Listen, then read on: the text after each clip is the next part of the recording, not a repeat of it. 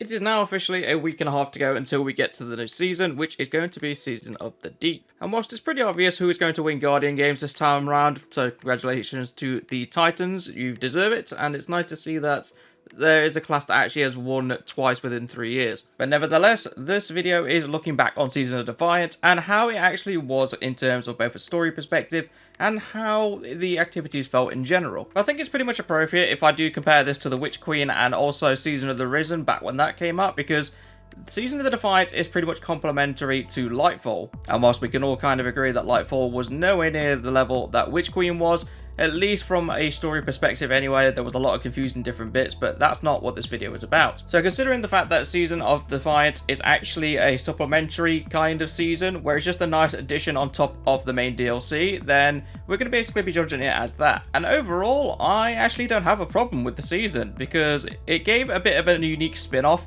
and this time they've tied it directly into the DLC. So comparing this to the previous DLC, which was the Witch Queen, we had Season of the Risen, but it kind of felt like it was just an extra thing. Like, it wasn't really tied into the story that well. But with Season of the Defiance, you actually are aware of this from the get-go, because as soon as you do the Lightfall DLC and you get to a point on Neomuna where you need to talk to Nimbus, you actually end up using the transponder and talking to Morosov as well, who tells you the situation going on Earth, which is a brilliant introduction to the season because it makes you aware that something else is going on whilst you're running around trying to save Neomuna. And it's pretty cool because you get to go through awoken portals and go through the Ascendant Plane to get to different areas, because they're basically impenetrable prisons that you got to breach, and the only way to do it is apparently with Voodoo's witch magic. Overall, the Battlegrounds missions felt okay. I'm going to be honest though, I'm getting a bit sick of Battlegrounds now because they were really cool to start with, but let's not forget these came out all the way back in Season of the Chosen, and it's pretty much been Battlegrounds every single season since. So come on Bungie, put a little effort in and actually give us something new in Season of the Deep. I don't want to do deep Battlegrounds because that just sounds stupid. But in terms of the storytelling throughout the season, I was fairly okay with it. It gave you a bit of a narrative that was different from the main story,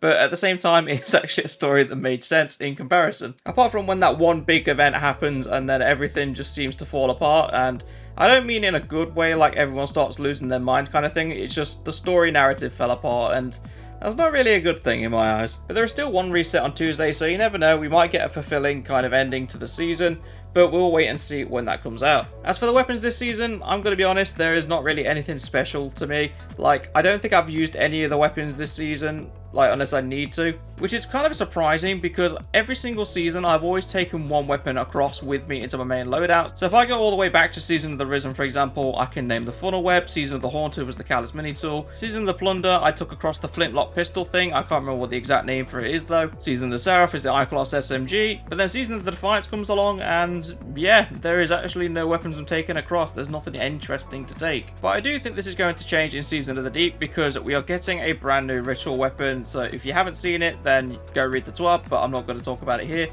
But I'm looking forward to using that, and I think it might become part of my main loadout. But that's going to be it for the video. Thank you very much for watching. If you liked it, leave a like down below, and also a comment telling me what you think of Season of the Defiance. I'm curious to know. But I will see you all in the next video.